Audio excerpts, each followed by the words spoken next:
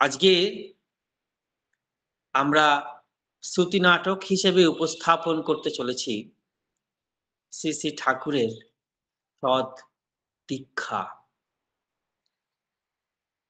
সকল গর্ব দূর করি দিব, তোমার গর্ব ছাড়িব না। সকল গর্ব দূর করি দিব, তোমার গর্ব ছাড়িব না। সবারে ডাকিয়া কহিব যেদিন, পাব তব পদ রেণুকণা। সকল গর্ব দূর করি দিব, তোমার গর্ব ছাড়িব না। বাহ, কি সুন্দর গান করছো তুমি। আচ্ছা, তা কার জন্য তুমি বাকি সকলের গর্ব দূর করে দেবে? কে সেই ভাগ্যবান? সেই ভাগ্যবান, সেই মহাভাগ্যবান অন্য কেউ নন গো।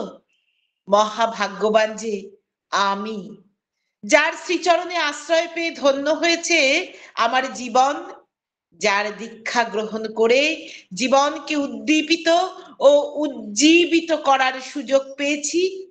বিবর্তনের পথে এগিয়ে যাওয়ার মূল মন্ত্র শিখে নিয়েছি। ভাগ্যবান সেই আমি। তুমি কি যুগ পুরুষোত্তম, পরম প্রেমময়, পরম দয়াল শ্রী শ্রী ঠাকুর অনুকূলচন্দ্রের কথা বলছো? হ্যাঁ গো, আমি যে তার কথাই বলছি, যিনি সংঘাতের ভিতর দিয়ে মানুষের অন্তর্নিহিত শক্তিকে বিবর্তিত করেন, যাকে গ্রহণ করলে সমস্ত ভালোবাসা, ঐশ্বর্য, জ্ঞান সহজভাবে পাওয়া যায়, বোঝা যায়, যার প্রতি আসক্তিতে মানুষের বিচ্ছিন্ন জীবন ও বিরোধের সমাধান হয়, যার অনুশাসনে চললে বিশ্ব রহস্য উন্মোচিত হয়, জীবন মুক্তি ঘটে। তিনিই হলেন আমাদের পরম গুরু, ভগবান শ্রী শ্রী ঠাকুর, আমার ইষ্ট গুরু পুরুষোত্তম। যার সৎনাম গ্রহণ করে সত্যি আজ আমিও ধন্য হয়েছি। আচ্ছা, এই ইষ্টগুরু বা ভগবান লাভ করা যায় কিভাবে? কি তার ভজনার প্রণালী? আর যেগুলি তুমি এখন বললে সেগুলি যে সত্য, তা কি করে বুঝবো? অনেক মানুষই এই প্রশ্ন করেন। দেখো, ভগবান লাভ মানে প্রত্যেকের নিজস্ব বৈশিষ্ট্য অনুযায়ী তার অন্তর্নিহিত ভগবত্তাকে জাগিয়ে তোলা। আর অন্তরের আকুতি যদি ঊর্ধ্বে কোথাও যুক্ত না হয়, তবে বিবর্তন হয় না। আর বিবর্তন না হলে অন্তর্নিহিত ভগবত্তাকে আরো করে জাগিয়ে তোলাও যায় না। আর সেই ঊর্ধ্বে যুক্ত হওয়ার প্রধান মাধ্যমই হলেন সৎ গুরু, এবং তার দীক্ষা গ্রহণই হলো প্রাথমিক পথ। আসলে জীবনকে সব দিক থেকে স্বাভাবিক করে তোলা এবং পূর্ণরূপে ঈশ্বর ভাবে জীবনকে উপভোগ করার জন্য দীক্ষার প্রয়োজন। আজ এই যে সৎনাম গ্রহণ করে আমি আজ ধন্য হয়েছি, এ আমার পরম সৌভাগ্য। প্রিয় পরমের অখণ্ড জীবন স্মৃতিকে চির জাগ্রত রেখে মনকে সর্বাবস্থায় শান্ত ও গতিশীল রাখার জন্য যে দীক্ষার আবশ্যিকতা, তা আমি আজ বুঝতে পারছি। ঠিক তাই, দীক্ষা না নিলে জীবনবোধ সার্থক এবং সঙ্গতিপূর্ণ হয় না। এই সার্থক সঙ্গতিপূর্ণ বোধই হলো আসলে দক্ষতা। জীবনের সর্বক্ষেত্রে এই দক্ষতা অর্জনের জন্যই দীক্ষার প্রয়োজন হয়। শ্রী শ্রী ঠাকুর বললেন, দীক্ষার উদ্দেশ্য হলো to be able and to make able. অর্থাৎ দীক্ষা নিজেকেও দক্ষ করে এবং অন্যকেও দক্ষীকরণ করে তুলতে সাহায্য করে। তাই তো শ্রী শ্রী ঠাকুর বললেন, সৎ দীক্ষা তুই এক্ষুনি নে, ইষ্টেতে রাখ সম্প্রীতি, মরণ তারণ এ নাম জপে, কাটবে অকাল জমভীতি। তিনি আরো বললেন, দীক্ষা মানুষকে দক্ষ করে, বিহিত ভাবে যদি চলে, প্রীতি মানুষকে প্রসন্ন করে, চর্যা বিভূতির ফলে। জানো, পরম পূজ্যপাদ শিষ্য আচার্যদেব একবার বলছেন যে একটি নৌকা ভীষণ জলরাশিতে টলমল টলমল করছে, যে কোনো সময় সেই জলস্রোতে সেই নৌকাটি তলিয়ে যেতে পারে। নৌকার সঙ্গে একটি রশি বাঁধা আছে, আর নৌকার পাশে একটি খুঁটি আছে, কিন্তু নৌকা টলমল করছে, ভেসে যেতে পারে। হঠাৎ করে একজন এসে ওই দড়িটি খুঁটির সঙ্গে বেঁধে দিলেন। নৌকাটা কিন্তু টলমল করলো, কিন্তু সে আর ভেসে গেল না। এই ঘটনাটি বলার পর পূজ্যপাদ আচার্যদেব সকলের উদ্দেশ্যে প্রশ্ন করছেন, বলুন তো কোনটি গুরুত্বপূর্ণ, নৌকার ওই রশিটি না নৌকার পাশে থাকা ওই খুঁটিটি? তারপর তিনি স্মিত হেসে উত্তর দিলেন, গুরুত্বপূর্ণ হচ্ছে ওই বন্ধনটি। ওই বন্ধনটি যদি না দেওয়া হতো তাহলে নৌকার রশি থেকেও কিছু হতো না, নৌকার পাশে খুঁটি থেকেও কিছু হতো না। তাই এই বন্ধন, প্রিয় পরমের সঙ্গে আমাদের এই বন্ধনই হলো সৎ দীক্ষা। আর এই বন্ধন আমাদের সর্বাবস্থায় মঙ্গলের কোলে রাখে, নিরাপদে রাখে।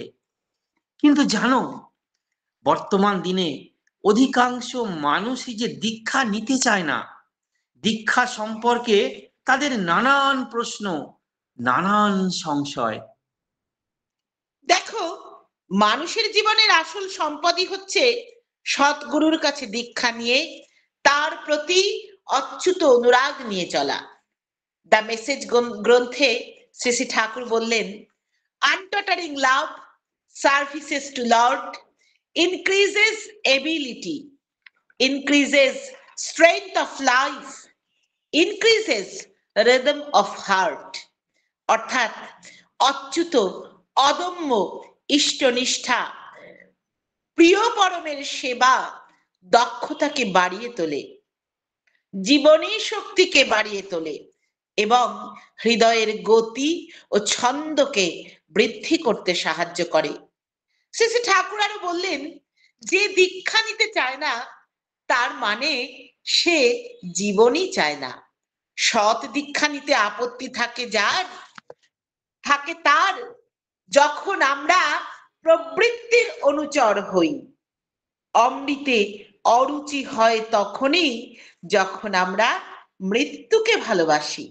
অথচ দেখো, আধুনিক শিক্ষিত সম্প্রদায় অধিকাংশই ভাবেন দীক্ষা নেওয়ার দরকার নেই, সৎ পথে চললেই হলো।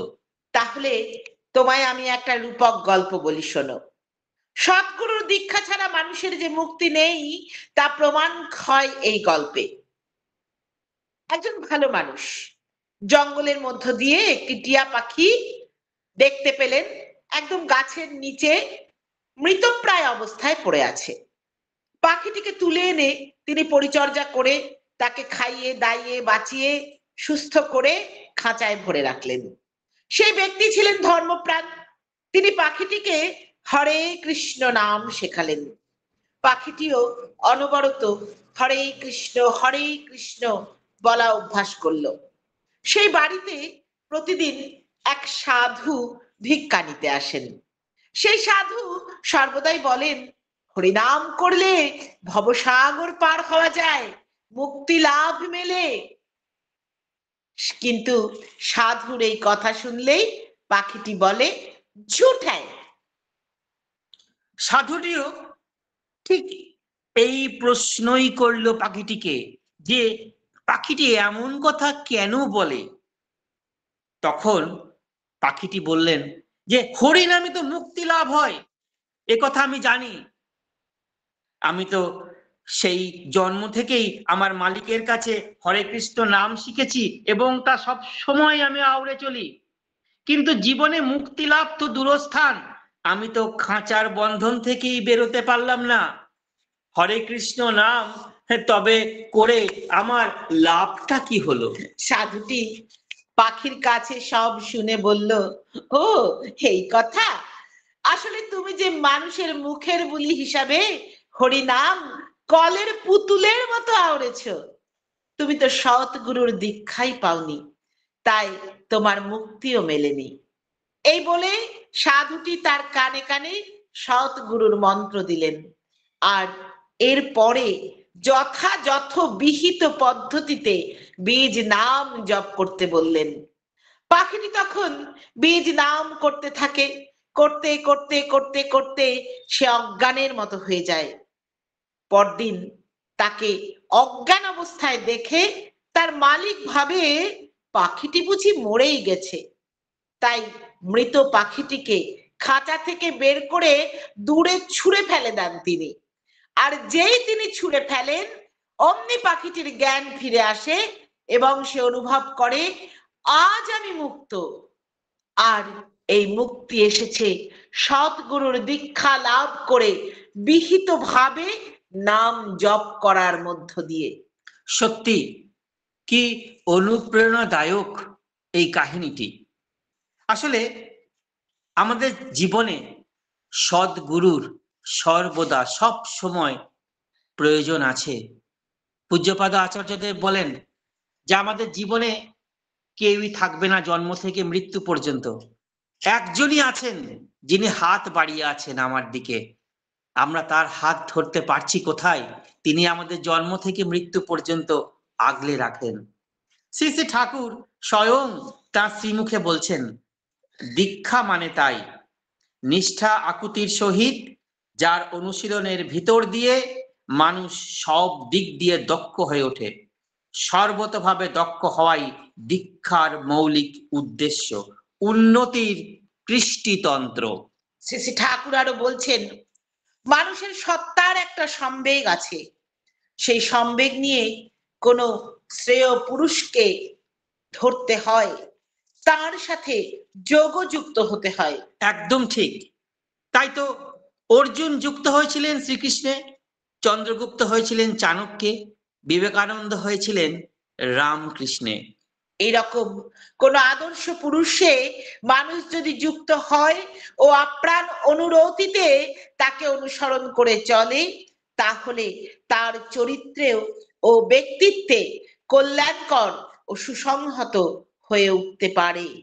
নচেত একটা মানুষ যদি লাখো লাখো সৎ কথাও জানে, তাও কোনো কাজে আসে না, বরং ওইসব কথা বলে মানুষকে সে খানিক ভাওতাও দিয়ে দিতে পারে।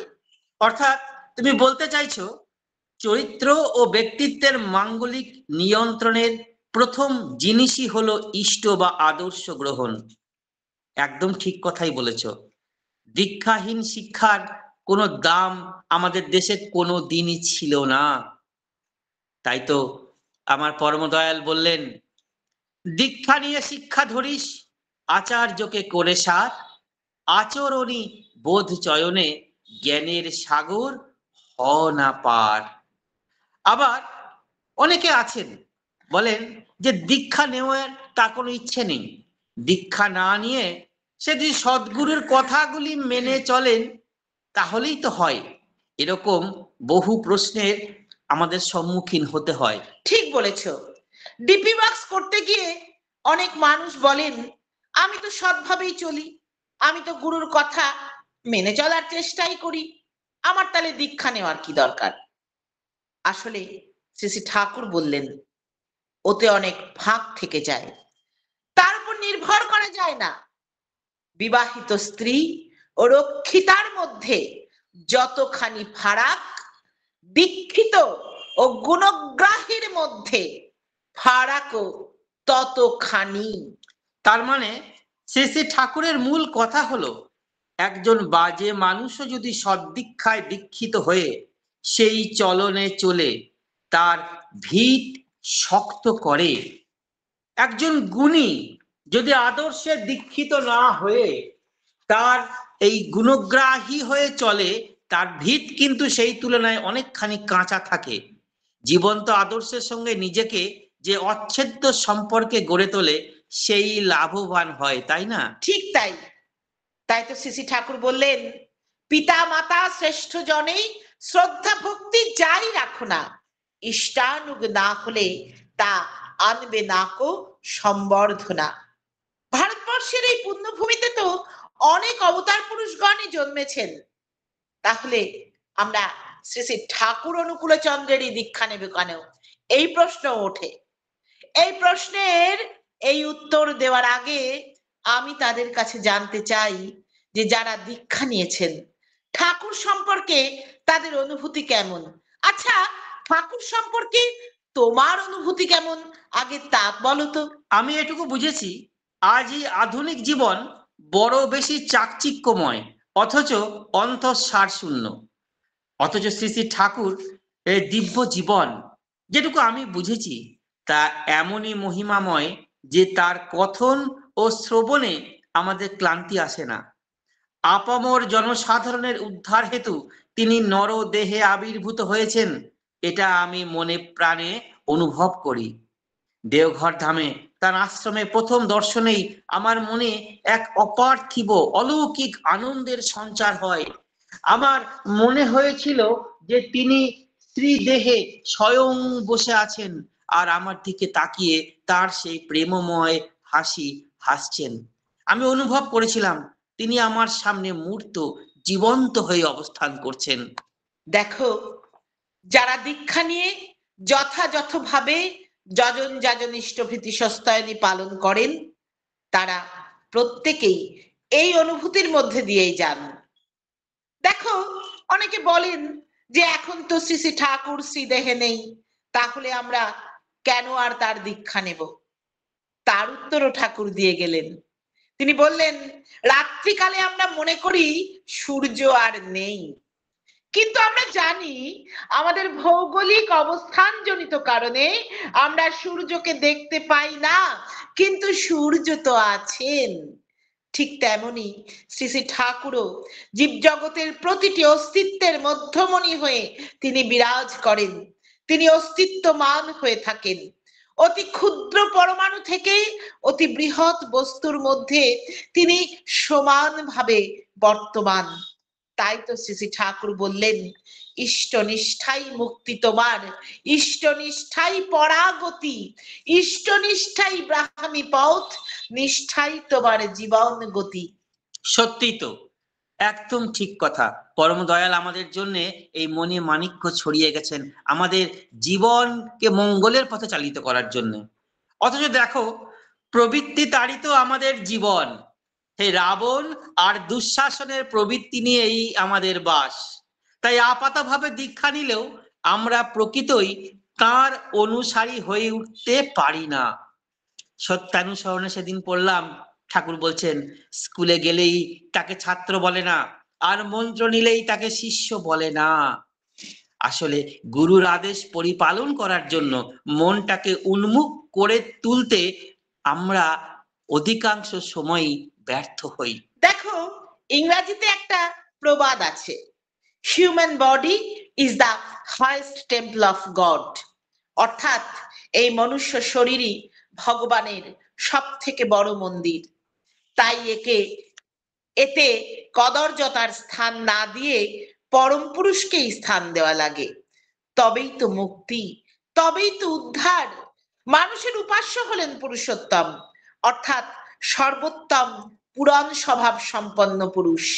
মানুষ যখন পুরুষোত্তমের পূজারী হয়, ইষ্টাগ্রতা যখন তার একমাত্র লক্ষ্য হয়, তখন সে হয় পুরাণ ব্রতী, সেবা ব্রতী। তখনই সে পুরুষ নামের যোগ্য হয়।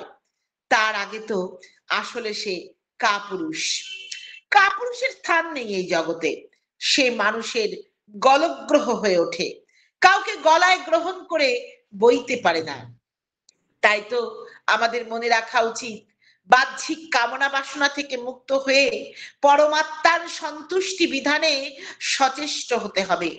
তবেই তো আমরা আমাদের যুগ যুগ ধরে সঞ্চিত প্রারব্ধ কর্মফল থেকে মুক্ত হতে পারবো।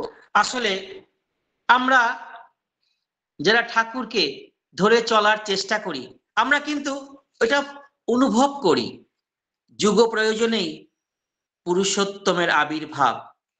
ভগবান নবরূপে জন্মগ্রহণ করেনি কেবল আমাদের সমস্যার সমাধানে, আচরণ করে দেখিয়ে দেন কেমন করে চলা লাগে, বলা লাগে। এই কথাগুলো আমরা এখন খুব ভালোভাবে অনুভব করতে পারি। আচ্ছা, তুমি প্রশ্ন করছিলে না, অনেক মানুষ জিজ্ঞাসা করেন শ্রী শ্রী ঠাকুর অনুকূলচন্দ্রেরই দীক্ষা নেব কেন? শ্রী শ্রী ঠাকুর নিজেই দিলেন এই উত্তর।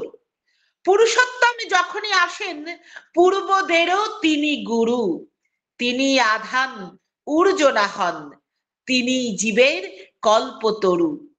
তিনি হচ্ছেন the most evolved person in this evolution, বিবর্তনের রাজ্যে সর্বাপেক্ষা বিবর্তিত পুরুষ। আমরা তো যে কোনো জিনিসই আপ টু ডেট বা লেটেস্টটাই কিনি, তাই না? তাহলে সদ্গুরু গ্রহণের ক্ষেত্রে তার ব্যতিক্রম কেন হবে বলতো? আর ভালো করে বেড়ে ওঠা এবং বেঁচে থাকা, এই যে আমাদের আকাঙ্ক্ষা, এই আকাঙ্ক্ষা কিন্তু আমরা সেই বৃত্তি প্রবৃত্তির তাড়নায় কক্ষচ্যুত হই। তাই বেঁচে থাকা, বেড়ে ওঠা শুধু আমাদের একার আকাঙ্ক্ষা নয়, এটি প্রতিটি সত্তার আকাঙ্ক্ষা। কিভাবে আমরা বেঁচে থাকবো, বেড়ে উঠবো, সেই পথ আমাদের জানায় সৎ দীক্ষা।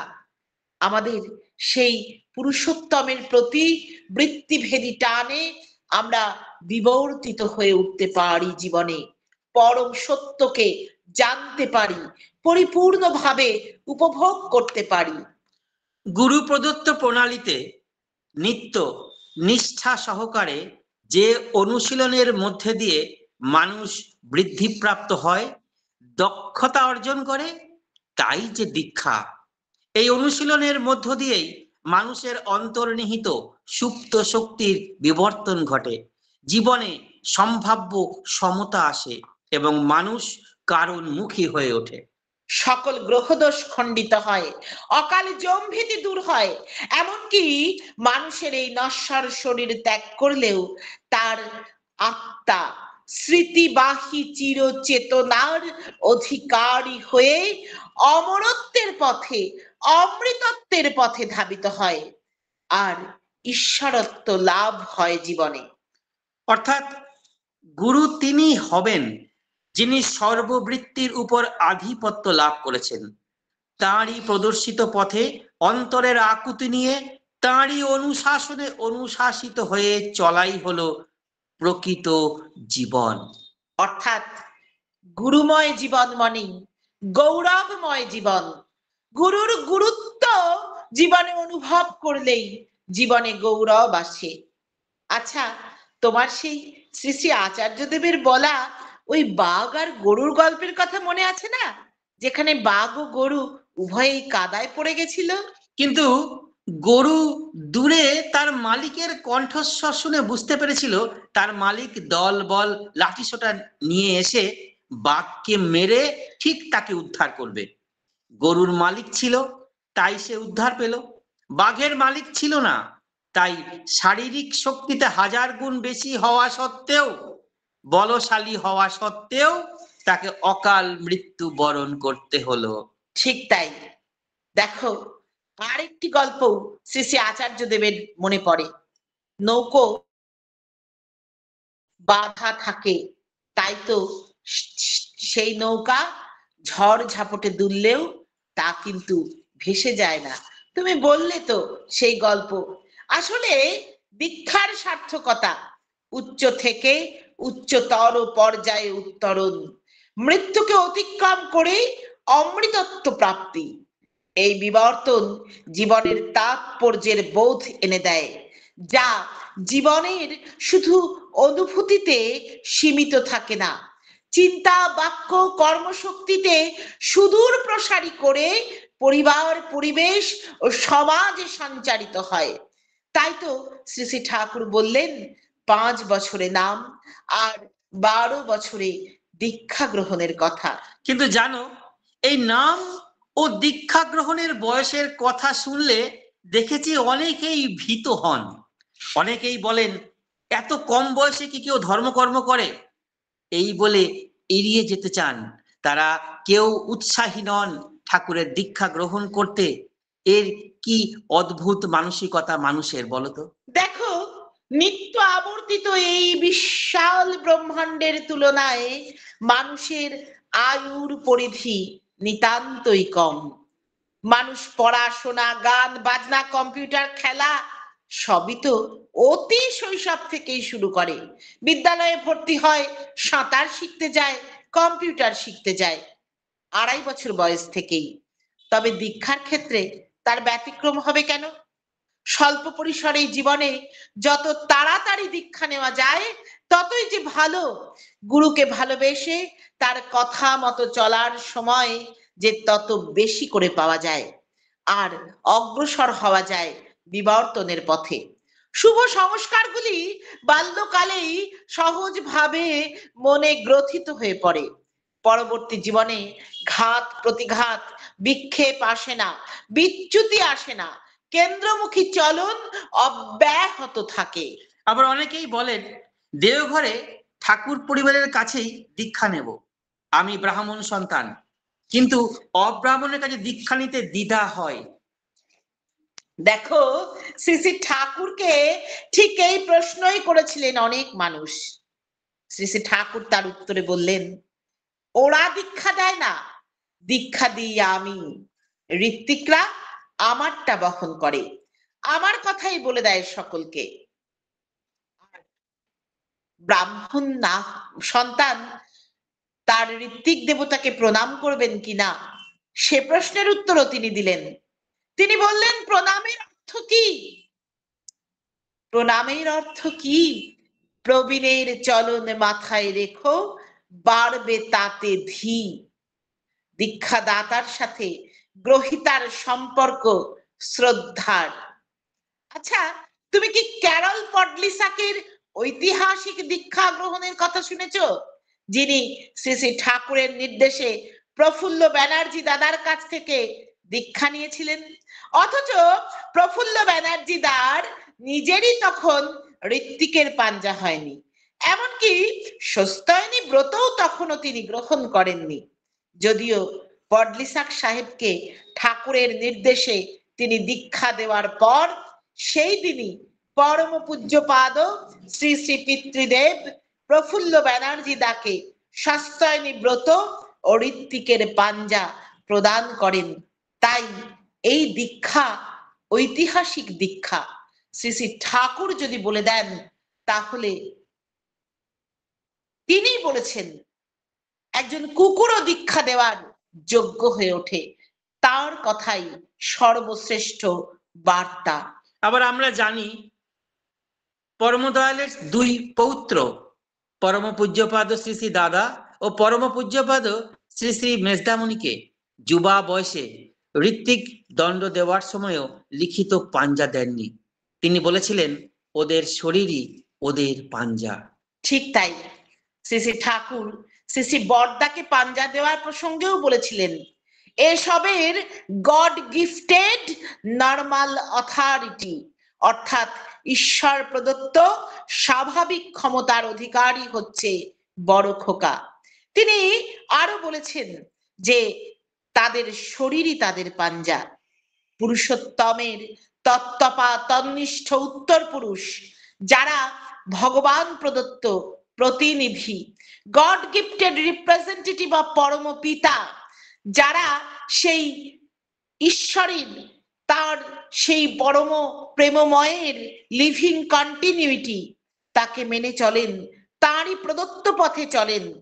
শ্রী শ্রী ঠাকুর তাদের সেইভাবেই অভিষিক্ত করেছিলেন। ফল কথা, তিনি যা বলবেন আমাদের উচিত তা মহামূর্খের ন্যায় হুবহু মেনে চলা, তবেই তো মঙ্গল। চিরমঙ্গলময় প্রেমস্বরূপ শ্রী শ্রী ঠাকুর তার অফুরন্ত মঙ্গলের প্রেমের ডালি সাজিয়ে রেখেছেন মানুষের জন্য, আকুল হয়ে আছেন বিতরণের জন্য।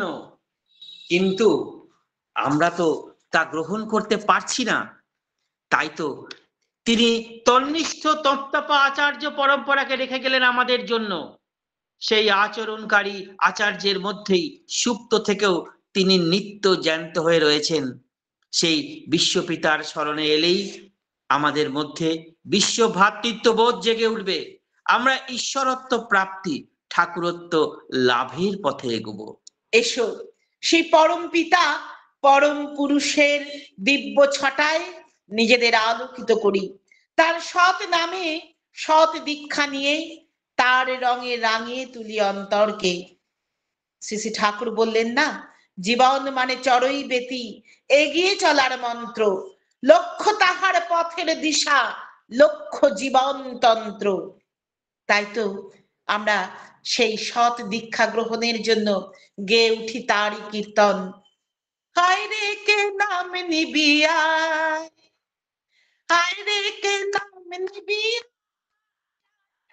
হায় রে কে নাম নিবিয়া, আমার মন মেতেছে একটি নামে, আমার মন মেতেছে একটি নামে, সে নামে জগৎ জুড়া, হায় রে কে নাম নিবিয়া, হায় রে কে নাম নিবিয়া, হায় রে কে নাম নিবিয়া, হায় রে কে নাম নিবিয়া, হায় হায় হায় রে কে নাম নিবিয়া। জয় গুরু। জয় গুরু। আমাদের সদ্দীক্ষা এখানেই, শ্রুতি নাটক এখানেই শেষ হলো। কলমে আমি রত্না অধিকারী, পরিবেশনায় আমার সাথে আমার স্বামী। জয় গুরু সবাইকে। দাদা জয় গুরু।